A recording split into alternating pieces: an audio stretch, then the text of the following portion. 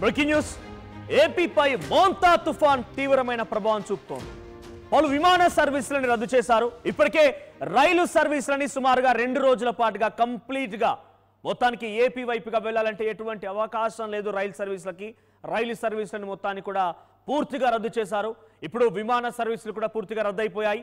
Gannavaram airport నుంచి బయలుదేరాల్సినటువంటి అన్ని air India express విమానాలని రద్దు చేశారు అధికారులు.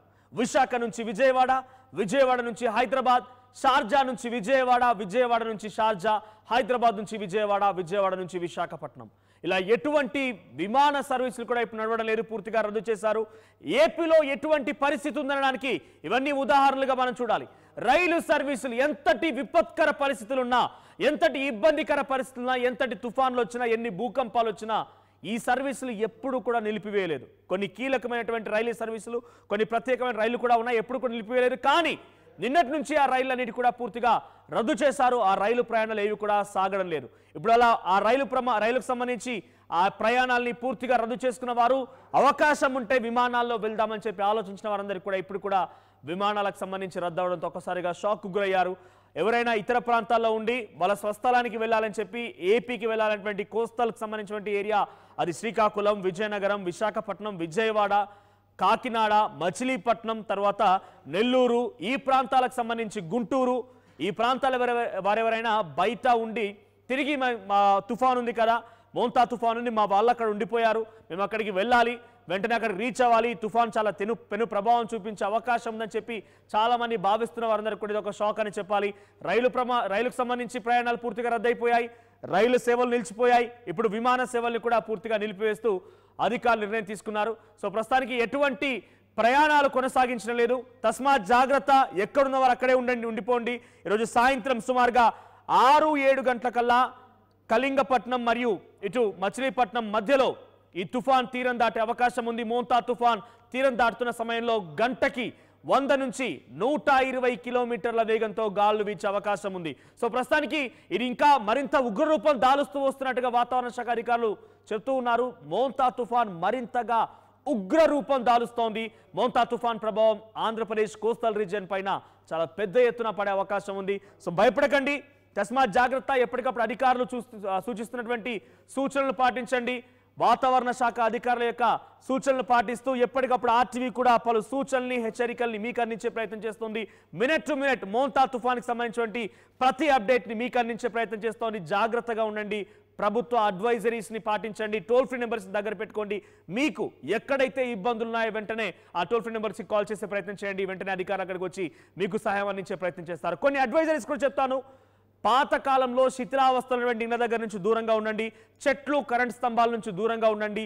తీర ప్రాంతం వెంట ఎక్కడైతే ఎఫెక్టెడ్ ఏరియాస్ ఉన్నాయని చెప్పి ఆల్రెడీ రెడ్ జోన్స్గా పలు ప్రాంతాలని అధికారులు గుర్తించారు. అక్కడి నుంచి వెళ్ళిపోండి, తగు జాగ్రత్తలు తీసుకోండి. ఎప్పటికప్పుడు అంటే మెడిసిన్స్ విషయంలో కానివ్వండి, ఎమర్జెన్సీ సిచ్యువేషన్లో ఎలా రియాక్ట్ అవ్వాలనే విషయం పైన అవగాహనతో కలిగి ఉండండి.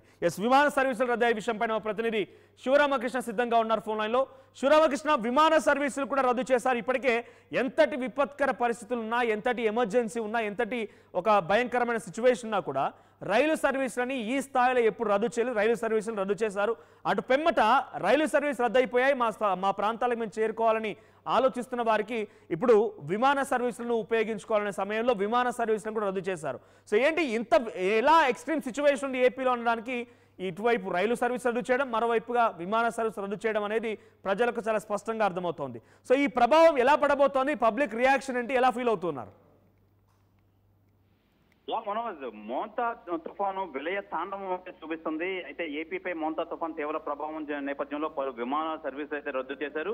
ఇప్పటికే 43 రైలు సర్వీసులు రద్దు చేసిన నేపథ్యంలో ప్రజలంతా చాలా అవస్థలు పడుతున్న నేపథ్యంలో ఈ విమానాలు కూడా సర్వీసులు రద్దు చేయడం అనేది నిజంగా చాలా ఈ తుఫాను ప్రభావం అని చెప్పాలి. గన్నవరం ఎయిర్పోర్ట్ నుంచి బయలుదేరాల్సిన అన్ని ఎయిర్ ఇండియా ఎక్స్ప్రెస్ విమానాలు రద్దు చేశారు. విశాఖ, విజయవాడ టు హైదరాబాదు, షార్జా, విజయవాడ షార్జా, అలాగే హైదరాబాద్ విజయవాడ విశాఖ సర్వీసులు అయితే రద్దు చేశారు.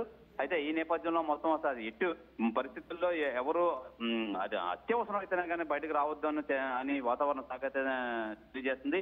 ఈ రోజు సాయంత్రం 6 నుంచి 7 గంటల లోపు తీరం దాటే నేపథ్యంలో అయితే చాలా బలమైన ఈదురుగాలు 90 నుంచి 110, 120 కిలోమీటర్ల వేగంతో ఈ ఈదురుగాలు అయితే వేస్తాయని చెప్పి వీళ్ళు మొత్తం అందరూ ప్రభుత్వం అయితే అలర్ట్ చేస్తుంది. ఈ నేపథ్యంలో ఈ విమాన సర్వీసులు కూడా రద్దు చేశారని చెప్పాలి. నిజంగా ఇటు విమానంలో ఇటు రైళ్లు రద్దు చేయడంలో నిజంగా ఎవరు ఎక్కడికి వెళ్లే పరిస్థితి లేకుండా ఇబ్బందికరంగా ఉంది. అయితే ఈ నేపథ్యంలో మరో 2 రోజులు ఇబ్బంది తప్పదంటున్నారు అధికారులు. ఏదైనా అంటే శ్రీరామకృష్ణ జనరల్ గా ఇటువంటి సిచ్యువేషన్, ఇంత ఎక్స్ట్రీమ్ సిచ్యువేషన్ రాదు. బట్ ఈ స్థాయిలో అటు రైలు సర్వీసులు రద్దు చేయడం, మరోవైపుగా విమాన సర్వీసులు రద్దు చేశారంటేనే ఎంతటి ఎక్స్ట్రీమ్ సిచ్యువేషన్ ఉంది ఏపీలోనే అర్థమవుతోంది. ఒకవేళ ఎమర్జెన్సీ సిచ్యువేషన్ ఉండి ఎవరికైనా మెడికల్ ఎమర్జెన్సీ ఉన్నా, లేకపోతే ఇతరాత్ర ఏదైనా ఎమర్జెన్సీ సిచ్యువేషన్లో వారికి ఆల్టర్నేట్ రూట్స్ ఏంటి? మరి రైలు సర్వీసులు రద్దు అయిపోయి ఎవరైనా ఆల్రెడీ వేరే ప్రాంతాల నుంచి వచ్చి ఇప్పుడు ఏపీలో ఉన్నవారు వాళ్ళ ప్రాంతాలకు వెళ్ళాలని ఆలోచన చేస్తున్న వారికి ఎటువంటి ఆప్షన్ లేదు. వేరే వాళ్ళు ఎవరైనా అక్కడ వేరే ప్రాంతాల్లో చిక్కుకుని అక్కడే ఉండిపోయిన వారు తమ స్వగ్రామానికి రావాలి, సొంతూరికి రావాలి, తుఫాను ప్రభావం ఉండబోతోంది, తన వాళ్ళు అక్కడ ఉన్నారని చెప్పి భయభ్రాంతులకు గురయ్యేటువంటి వారికి ఇక్కడ రావాలన్న అవకాశం లేదు. సో ఈ సిచ్యువేషన్లో మెడికల్ ఎమర్జెన్సీ వారిని ఏ రకంగా ప్రభుత్వం ట్రీట్ చేయబోతోంది? వేరే ప్రాంతాలకు వెళ్లే వారిని ఎటువంటి అవకాశం కల్పించబోతున్నారు? మనోజ్, ఇలాంటి వాళ్ళందరికీ నిజంగా కలెక్టర్ ఆఫీస్ కంట్రోల్ రూమ్ అయితే ఏర్పాటు చేశారు. అలాగే మెడికల్ సంబంధించి అన్ని టీంలు అయితే రెస్పాండ్ అవుతున్నారు. ఎక్కడికక్కడ మొత్తం సేవా కార్యక్రమాలు అయితే చేపట్టారు ప్రభుత్వం. ఎక్కడికక్కడ ఎవరు ఎటువంటి ఇబ్బంది లేకుండా వాళ్ళకి ఆల్టర్నేట్ ప్రత్యామ్నాయ ఏర్పాట్లు అవే చేస్తున్నారు. అయితే మెడికల్ సంబంధించి మొత్తం అన్ని హాస్పిటల్స్ అయితే మొత్తం అంతా రెడీగా ఉంచారు. ఈ నేపథ్యంలోనే కలెక్టర్ ఆఫీస్ కంట్రోల్ రూమ్ అది ఏర్పాటు చేశారు, నెంబర్స్ అవి ఏర్పాటు చేశారు. ఎవరికైనా ఎటువంటి ఇబ్బంది ఉన్నా కంట్రోల్ రూమ్ వెళ్ళినా సంప్రదించవచ్చు, లేదంటే ఈ కంట్రోల్ రూమ్ తాలూకా నెంబర్లకైనా సంప్రదించవచ్చు. వాళ్ళకి ఆల్టర్నేట్ చూపించడానికి అధికారులు అయితే సంసిద్ధంగా ఉన్నారు. ఏదేమైనా ఎవరికి ఎటువంటి ఇబ్బంది లేకుండా అన్ని ఏర్పాట్లు చేశారు మనోజ్. రైట్. సో ఆల్రెడీ ఇప్పటికే ప్రయాణాలకు సంబంధించి బుక్ చేసుకున్న వాళ్ళు అధిక సంఖ్యలో ఉంటారు. వేరే సుదూర ప్రాంతాలు వెళ్ళాలని ఆల్రెడీ ముందుగా రిజర్వ్ చేసుకున్న వాళ్ళు అటు రైలు సర్వీసులు కానీ విమాన సర్వీసుల విషయంలో కానీ. సో ఆ ప్రయాణికులు ఎమర్జెన్సీలో మెడికల్ ఎమర్జెన్సీ ఆల్రెడీ అపాయింట్మెంట్స్ ఉన్నవి కానివ్వండి, లేదంటే ఇంటర్వ్యూస్ కానో లేకుంటే చదువుల రీత్యా ఉద్యోగాల రీత్యా వెళ్ళే వారి పరిస్థితి వాళ్ళు ఆల్టర్నేట్గా ప్రభుత్వం టోల్ ఫ్రీ నెంబర్ ఇచ్చింది. టోల్ ఫ్రీ నెంబర్కి ఫోన్ చేస్తే వాళ్ళకు ఒక పరిష్కార మార్గం దొరుకుతుందా శ్రీరామకృష్ణ? చెప్తున్నారు అసలు ఏం చేయాలి, వాళ్ళ ఇంపార్టెన్స్, వాళ్ళ ఎమర్జెన్సీని బట్టి ప్రభుత్వం అయితే డెసిషన్ తీసుకుంటున్నారు. అలాగే మొత్తం మీద వాళ్ళ మెడికల్ ఏమైనా ఎమర్జెన్సీ వస్తే ఇక్కడే సార్ట్అవుట్ చేసే విధంగా అయితే చేస్తున్నారు. ఏదేమైనా మొత్తం అన్ని ఏర్పాట్లు చేశారు. ఎవరికి ఎటువంటి ఇబ్బంది లేకుండా మొత్తం అంతా జిల్లా కలెక్టర్ పర్యవేక్షణలో అన్ని ఈ ఏర్పాట్లు అయితే పరిశీలిస్తున్నారు Manoj. Right, thank you Sivaramakrishna. So మొత్తంగా అటు ఇప్పటికే రైలు సర్వీసులని రద్దు చేసినటువంటి ప్రభుత్వం ఇప్పుడు విమాన సర్వీసులను కూడా రద్దు చేసింది. సో మీలో ఎవరికైనా మెడికల్ ఎమర్జెన్సీ ఉన్నా, లేదా మీరు ఆల్రెడీ ఒక అపాయింట్మెంట్ బుక్ చేసుకుని ఉన్నా, లేకపోతే ఇంటర్వ్యూస్, ఎందుకంటే విద్యార్థులకి వేరే ప్రాంతాల్లో ఇంటర్వ్యూస్ కూడా ఉంటుంటాయి. సో సడన్గా ఇంటర్వ్యూస్ కోసం షెడ్యూల్ చేసుకుని ఉన్నా, లేకపోతే ఆల్రెడీ ప్రీ ప్లాన్డ్గా ఏదైనా ఉన్నా కూడా మీకు వెంటనే మీ గమ్యస్థానాన్ని చేరాలి, మీరు డెఫినెట్గా అటెండ్ అవ్వాలనుకుంటే ప్రభుత్వం ఇచ్చిన టోల్ ఫ్రీ నెంబర్స్కి కాల్ చేయండి. డెఫినెట్గా వాళ్ళకు మార్గం చూపిస్తారు. అత్యవసరం అయితే డెఫినెట్గా వాళ్ళకు ఆల్టర్నేట్ రూట్ని ఏర్పాటు చేసి మిమ్మల్ని అక్కడికి పంపించే ప్రయత్నం చేస్తారు. సో ఏదేమైనా రైలు సర్వీసులు రద్దయిపోయాయి, విమాన సర్వీసులు రద్దయిపోయాయి అంటే ఏపీలో ఎటువంటి ఎక్స్ట్రీమ్ సిచ్యువేషన్ నెలకొనబోతుందనేది మాత్రం చాలా క్లియర్గా అధికారులు చెప్పగానే చెప్తూ ఉన్నారు. మోంతా తుఫాన్ గంటకి 17 కిలోమీటర్ల వేగంతో ఇటు ఏపీ తీరం వైపుగా దూసుకొస్తోంది. ఇది ఈ రోజు సాయంత్రానికల్లా 6-7 గంటల ప్రాంతానికల్లా తీరం దాటే అవకాశం ఉంది. ఆ సమయంలో గంటకి 90 నుంచి 110 అని ఒకరు అంటున్నారు, 100 నుంచి 120 కిలోమీటర్ల వేగంతో గాళ్ళు కూడా వీచే అవకాశం ఉందని చెప్పి మరొక వర్గం చెప్తుంది. ఏదేమైనా అధికారుల సూచనలు పాటించండి, తస్మాత్ జాగ్రత్త. తీరం వెంట సముద్ర తీరానికి వెళ్ళడం ఇప్పుడు ఆపేయండి. మరి ముఖ్యంగా కొన్ని అడ్వైజరీస్ కూడా ప్రభుత్వం జారీ చేసిన అధికారులు చెప్తున్నారు. మీ దృష్టికి తీసుకొచ్చే ప్రయత్నం నేను చేస్తాను. సో మత్స్యకారులు వేటకు వెళ్ళడం ఆపేయండి.